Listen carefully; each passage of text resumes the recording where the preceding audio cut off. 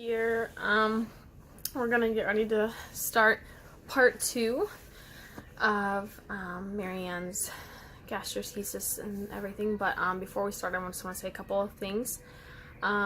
Before, it was my story. It was our journey getting her earthside.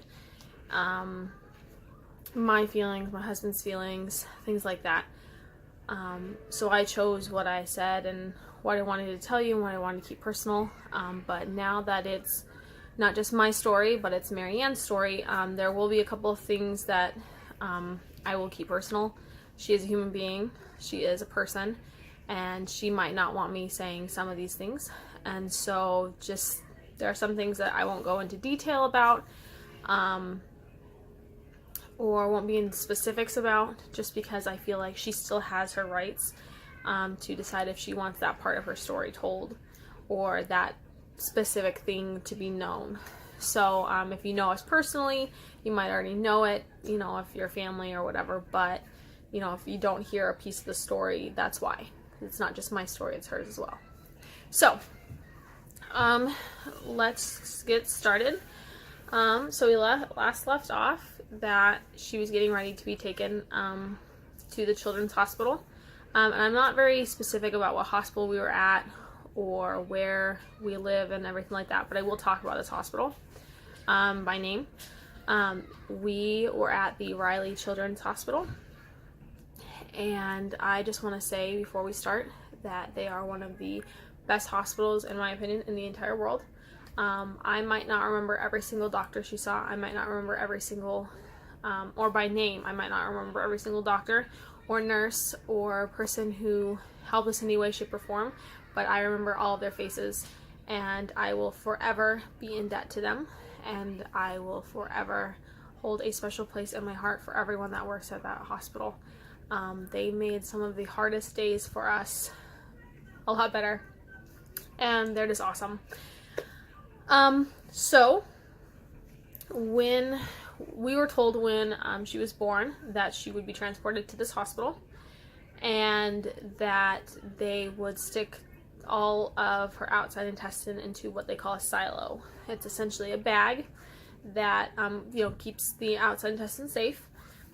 And then when because obviously her stomach has not expanded to hold that capacity of intestines and whatnot, because it wasn't in there when it was forming. So what they do is they take this bag and they squeeze it slowly, just a little bit every day, and try to introduce a little bit more of the intestine into the stomach and allow the entire abdominal area to kind of slowly expand. They don't want to do that too fast because it can hurt the baby, and you know, too slow, and it can just, you know, cause problems. So we were told when we were pregnant with her that the bare minimum was gonna be, you know, like 3 weeks, but they're like, nobody ever stays 3 weeks. It's always closer to at least a month and a half to 3 months. So be prepared for that. So when we had her, I had, or when we were getting ready to have her, I had suitcases packed. Because my husband would have to go back to work at some point, but I was going to stay with her the entire time. So I had suitcases packed for at least a month's worth of clothes.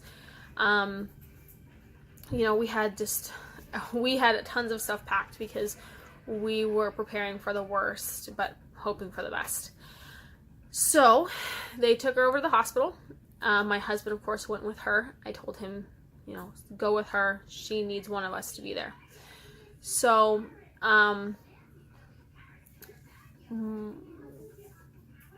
she went over there, and they were going to do a little procedure to, of course, put all the intestines into the silo. And they said, well, let's just see what kind of falls in first. This is from my husband's perspective, because I obviously wasn't there. So, he said that they were like, well, let's just kind of see what falls in, and then we'll kind of put everything else, you know, in the silo. And they said that when they, you know, opened her abdominal wall just a little bit to try to introduce some of the intestines into it, that all of her intestines fell right back into place. Some things are kind of moved around a little bit. Not everything is exactly where it would have been if she had been born with it all on the inside. But everything went right back in. And they think, and I truly believe, that I think it was because I was in labor with her for so long, and the contractions, as they squished, they, squished her little body. And I think that when she was born, more of her intestine was on the outside than originally thought or saw on the ultrasounds. So I think all that squishing and pushing kind of worked those muscles, worked her tummy, and helped it stretch. I don't know.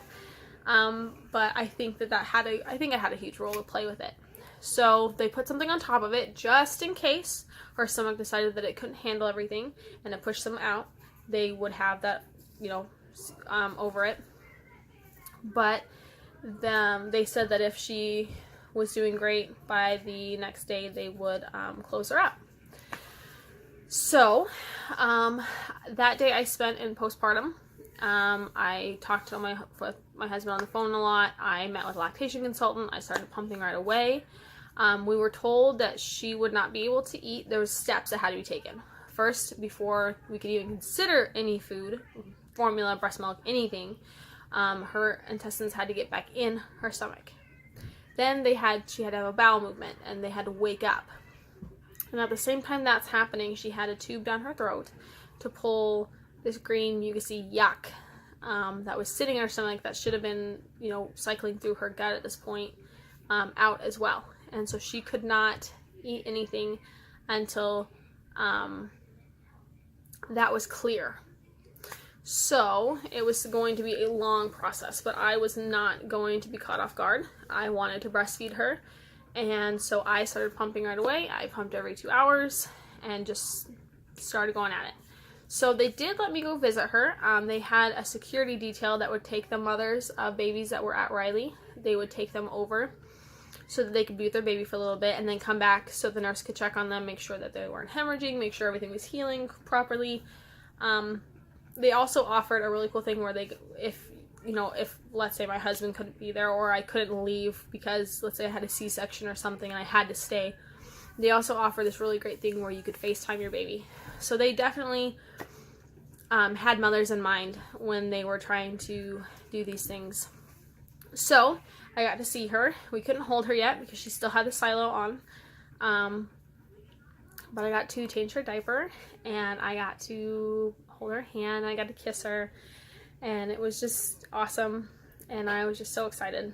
So I went back to the hospital. I did my thing, trying to get out of there, making sure I was eating, making sure I was pumping, making sure I was charting everything to show them that I was healing and I was progressing and that I was ready to go home, so that I could be discharged and be with my baby. And at this time, Dad is just reading her stories and loving on her and just trying his best to be the best dad possible, which he is. So I get a phone call that night that I guess they had done rounds again, or I guess they had gone to check on her silo, and all of her intestines had stayed in, and they said that if everything stayed in by the next day, by rounds the next morning or something like that they were going to close her up. So my husband called me and told me that, and I was like, I gotta get out of here. I gotta be here for her first surgery, and I've got to be there. And so the next morning, the doctor, the OB on rounds, was actually the OB that admitted me, and she was like, I don't see any reason why you can't go. You're perfectly healthy, and you'll be at a hospital anyway. So if anything was to happen, randomly, that everything would be okay. So I got packed up and I got ready to go over and see my family.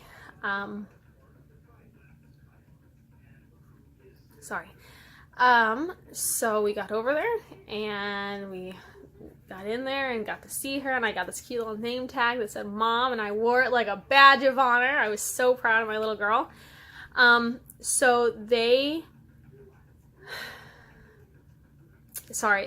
trying to remember everything, but at this point, I'm so exhausted and I'm so emotionally just out of it and physically out of it. I mean, I would fall asleep while pumping. I was so exhausted because I wasn't sleeping very well because I didn't have my baby with me. And so I'm trying to remember it all, but it's a little bit hard. Sometimes I get days mixed up and I have to like go back and like think about what happened. So they came in and they told us that yes, indeed, she was going to have surgery. And very proud mom brag moment. They had tried to place a central line, which is essentially a line that goes straight to your heart for what she was going to be receiving, which is TPN. And of course, I can't remember exactly what it is now, but essentially it's all the nutrients that she needs, but she can't eat, so it has to go to her, all that has to go straight to her heart and everything. So they told us that she had to, at the same time that she was getting her stomach closed, that she had to get the central line placed that way because it had to go in through her neck, because my 6-pound, 2-ounce baby was too fat to get it put into her arm. As a mom of a baby who was born, not premature, but 37 weeks, and had issues already, for them to tell me she was too healthy, she was too plump and adorable and everything in order to put it into her arm, that really made me really proud. So, we spent the day just rubbing her hand and just giving her kisses and just talking to her. And I didn't talk a lot about the support that we got while we were pregnant, and I will go back and talk about that. I think that is a major part that needs to be talked about. But I was just so nervous about talking about this that I kind of over skipped it. So I will go back and talk about that, but I do want to mention during this part that we had a lot of support. My husband's parents drove an hour down a couple of days a week to see us and to see if we needed anything while we were in the NICU, and they brought her a bear and a book for us to read to her, and they were awesome. And my parents, who thankfully at this point lived closer, they were there all the time, as much as they could be, to help us and to support us with whatever we needed. And we will always be eternally grateful for the love and the support that we had, not only from our parents, but after we had hers, when we finally told everyone what was going on. And the amount of love and support and prayers that we got from people was amazing. And I'm going to try not to cry this time. I just want to say thank you. I know I've said it a million times before, but I want to say thank you again to everyone who prayed for us and everyone who just sent us good vibes or good thoughts or anything like that, or just cheered us on. It really helps when you have a village, when you go through something like this. And I wish we had told people sooner and embraced the village, but at the time we were so nervous or worried or whatever that we felt like we had to keep it to ourselves and just kind of suffer in silence. And we had told our families, but that was about it. So, my friends didn't really know, his friends didn't really know, and so we were just kind of suffering through it all. And if you're going through something like this, I highly suggest you don't do that. Reach out to your friends, reach out to your family, and let them ease your suffering and carry that burden with you, because it makes it a lot easier. So, his parents were there for the surgery. My parents have been there all day, and so his parents came to take the evening shift, if you will. We got to go back with her so far, and I was still really tired, and it took a lot for me to walk, so they wheeled me in a wheelchair.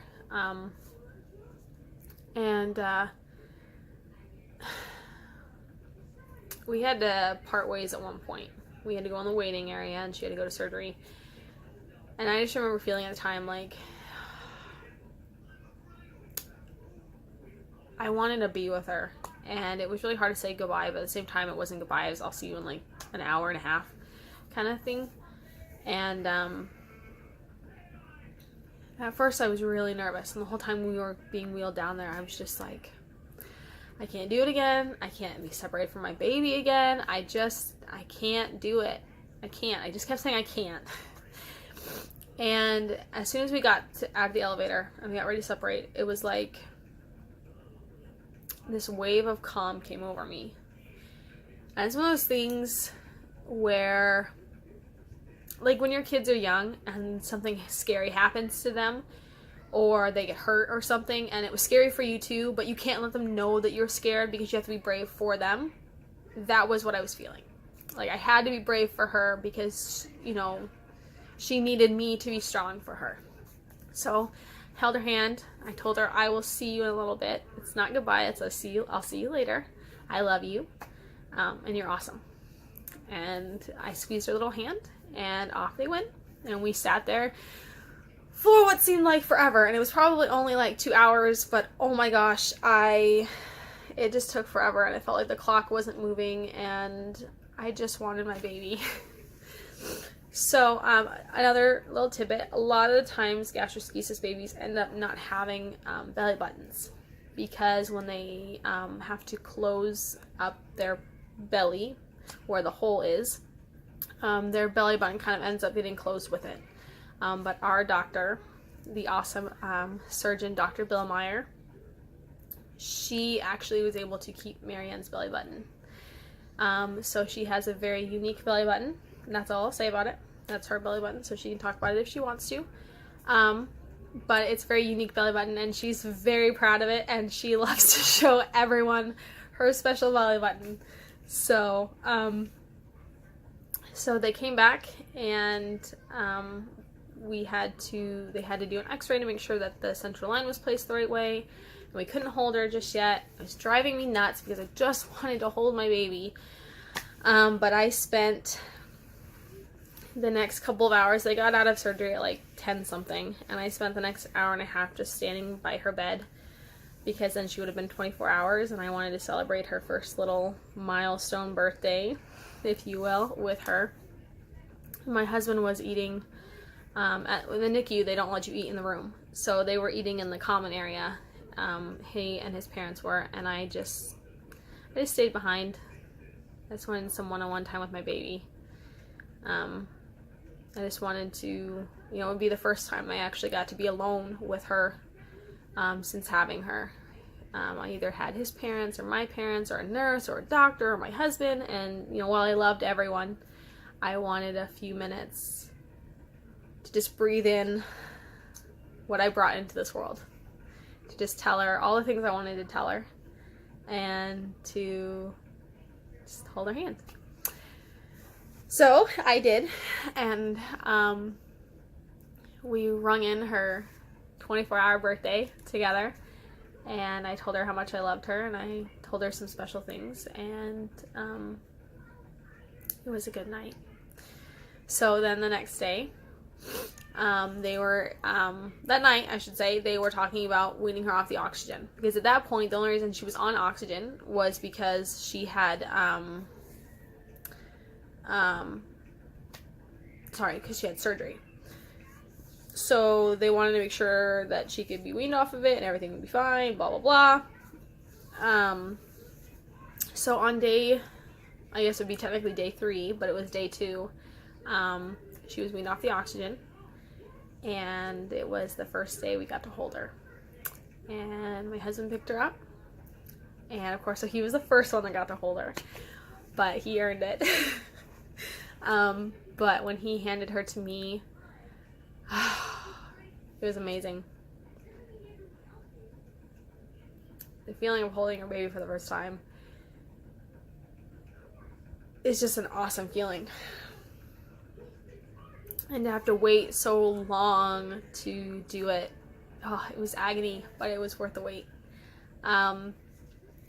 She was just precious, and she was awesome, and I loved every minute of it. And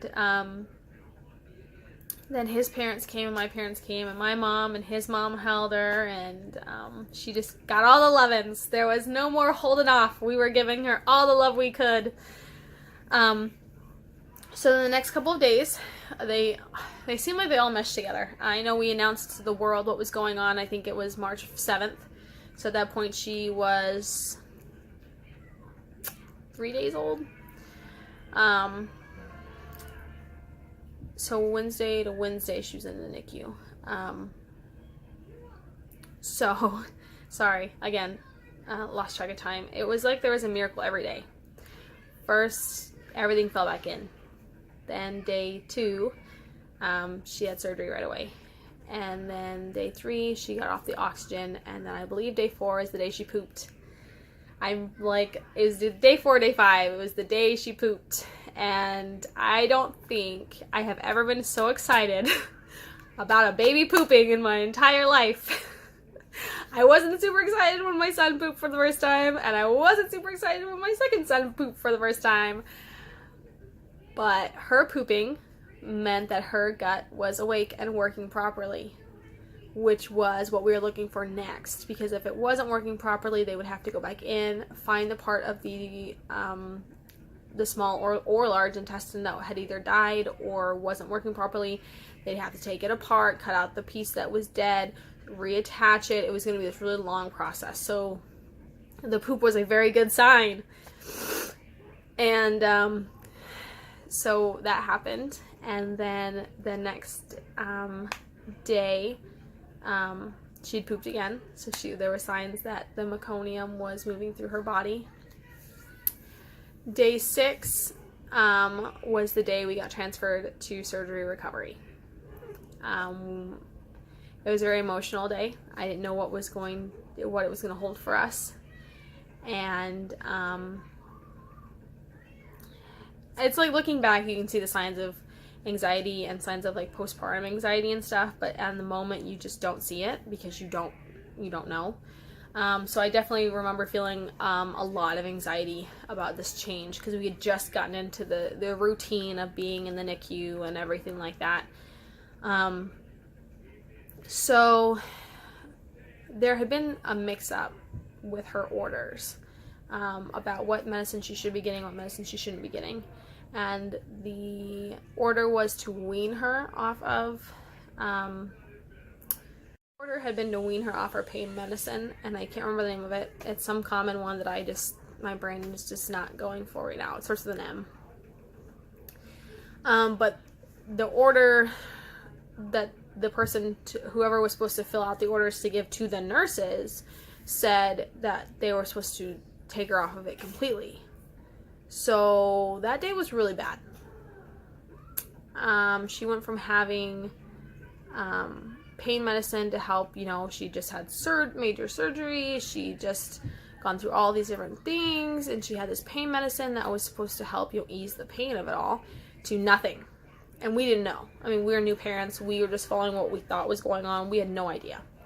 So she is screaming, and she won't stop. And I can't feed her. And she can smell my breast milk. She's rooting around for it at this point. I can't give her breast milk, so I have to give her to my husband. I can't even hold my baby because she's so upset and she's so hungry and she hurts, and all she wants is comfort, and I can't give it to her.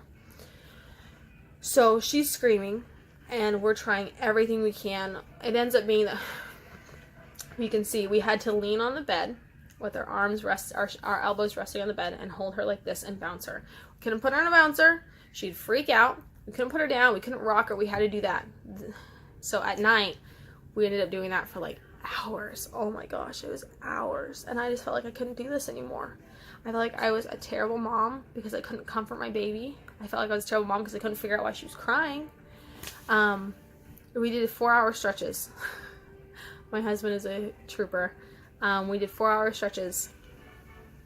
He did 4 hours, and then I did 4 hours, and then he did 4 hours, and while he did his hours, I pumped. So he would go longer so that I could actually sleep after I stopped pumping. And I just remember holding her, and the nurse coming in, and the nurse at one point was like, well, I'll hold her for a minute. You go lay down with your husband, just like go to sleep.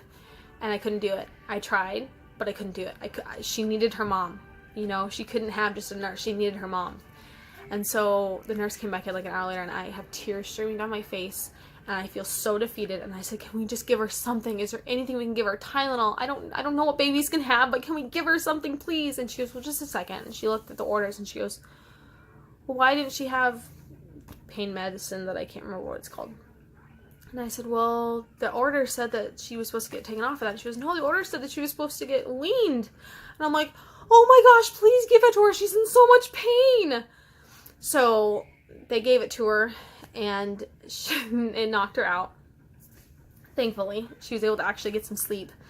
And I remember the next day, they were on a McDonald house, which is attached to Riley Children. They have a little one that's attached to Riley Children's Hospital, and then they have a bigger one that families can stay in for long durations of time. But they have a little one where you can go and like spend a couple hours taking like a nap, or you can get food. There are amazing people who donate their time and their food or their money, either organizations or families that have been there before. And one day we hope to do that as well. Our kids are just a little too little for us to do that, but we hope to do it as well. They bring in food and they cook for you, and all you have to do is eat it. And you guys are angels. And I love every single person that helps or donates or does anything with this organization. Thank you. So we had a nurse. Her name is Elizabeth. And she comes and she goes, I heard, she was the charge nurse that day. She goes, I heard you guys had a really bad night last night. And of course at this point I'm like pumping and I'm still crying because at this point now I'm way overexhausted. And she's finally sleeping, but I'm feeling so overwhelmed because I feel like I can't do this and I'm a terrible mom. And my husband's exhausted and I'm exhausted. Ugh, it's just a nightmare. She goes, I heard you guys had a really bad night last night. And I just was crying. I was like, I don't know what I did wrong. And she's like, stop that right now. You did nothing wrong, but you need sleep. She goes, I have signed you up for the entire 3-hour stretch at the house downstairs. You both are going to go, and you're going to go to bed. She's like, I'm like, but I can't leave her. And she's like, no, you need to go and actually get sleep. You can't take care of her unless you take care of yourself. And moms, I want to second that. If you are not at 100%, there is no way you can be at 100% for your children.